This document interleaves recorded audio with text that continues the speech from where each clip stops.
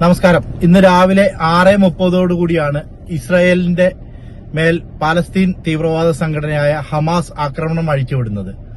സാധാരണഗതിയിൽ നമ്മൾ പലരും കണ്ടിട്ടുള്ള പോലെ അല്ലെങ്കിൽ വാർത്തകളിലൂടെ നമുക്കറിയാവുന്നതുപോലെ ഇസ്രായേലിലേക്ക് ഹമാസ് ആക്രമണം അഴിച്ചുവിടുന്നത് എയർ ഡിഫൻഡിംഗ് സിസ്റ്റം അല്ലെങ്കിൽ ബോംബിങ്ങിലൂടെയോ മിസൈലിങ്ങിലൂടെയാണ്. അതിന് വിഭിന്നമായിട്ട് ഇത്തവണ ഹമാസ് തീവ്രവാദികൾ ഇസ്രായേലിനകത്ത് എൻ്ററായി ബോർഡറുകളിൽ കൂടെയും അല്ലാതെ മറ്റു മല മാർഗങ്ങളിൽ കൂടെയും ഇസ്രായേലിനകത്ത് വാഹനങ്ങളായും അതുപോലെ തന്നെ ബോർഡറുകൾ ഡാമേജ് വരുത്തിക്കൊണ്ട് അല്ലെങ്കിൽ ബോർഡറുകൾ ഖണ്ഡിച്ചുകൊണ്ട് അകത്ത് വന്നിട്ടാണ് അക്രമം നടത്തിയിട്ടുള്ളത്.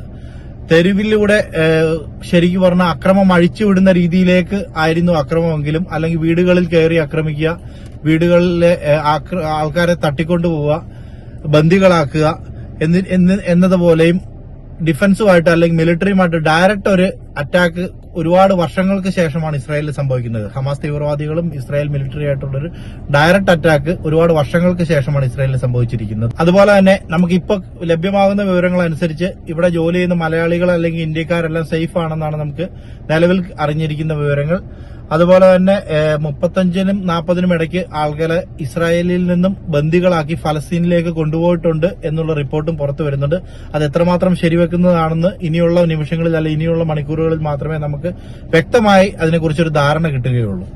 അതുപോലെ ഉച്ചവരെ ശരിക്കും ഇസ്രായേൽ ഒരു പ്രതിരോധം എന്ന രീതിയിൽ അല്ലെങ്കിൽ ഉണ്ടായ തീവ്രവാദി അക്രമത്തെ അടിച്ചമർത്തുക അല്ലെങ്കിൽ അണ്ടർ കൺട്രോളിലേക്ക് കൊണ്ടുവരിക, ഇസ്രായേലിന്റെ സാങ്കേതിക വിദ്യകളുടെ അണ്ടറിലേക്ക്, ഇസ്രായേൽ മിലിറ്ററിയുടെ അണ്ടറിലേക്ക് ഈ സാഹചര്യത്തെ കൊണ്ടുവരിക എന്നതായിരുന്നു ഇസ്രായേലിന്റെ നടപടിയെങ്കിൽ, അതിന് വിഭിന്നമായിട്ട് ഇസ്രായേൽ ഒരു പ്രതികാരത്തിലേക്ക് അല്ലെങ്കിൽ തിരിച്ചാക്രമിക്കുക എന്നൊരു രീതിയിലേക്ക് ഇപ്പൊ എത്തിച്ചേർന്നിരിക്കുകയാണ്.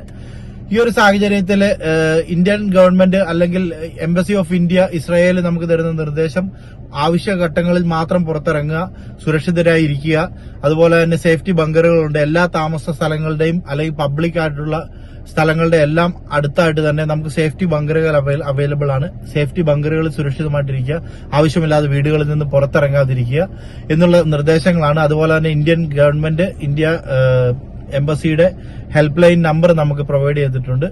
അപ്പൊ ഇതൊക്കെയാണ് നിലവിലുള്ള സാഹചര്യത്തിൽ നമുക്ക് ഇസ്രായേലിൽ നിന്ന് അറിയാൻ സാധിക്കുന്ന വിവരങ്ങൾ.